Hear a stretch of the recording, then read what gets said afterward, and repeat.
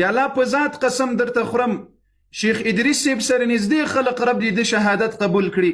دی په دې میسیجانو کې چې خپلو شاګردانو علماو ته یې کړي او دی ورباندې پښیمانه اوس دا خبرې کاشکې ما نه وی کړي او په دې خبرو د ما له دین سره کار او له سیاست په خاطر مې دا خبرې باید نه وی کړي خو تاسې وګورئ د دې کفارو د غلامانو هغه خپل هدف ترلاسه کړل چې دوی غوښتل چې علما په خپل منځ کې لاس وګریوان کړي او د علماو له یو بل سره لاس وګریوان کېدل ای مسلمانانو په رب مې دې قسم یې بیا به دا دنیا په دې بل مخ باندې در باندې را اوړي دا یاد وساتئ دا د الله سنت دی په ځمکه کې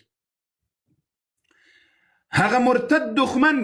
هغه مرتد انسانان چې د دوی اراده هم دغه وه چې بعضې مشهور علما یې مجبوره کړل د دې دپاره چې له دوی له خولې نه داسې خبرې راوباسي تر څو د علماو په منځ کې یا د دوو ملکونو د علماو تر منځ داسې نفرتونه راسي چې تر څو دوی ترې بېغمه سي او دغه علما له یو بل سره لاس وګریوان سي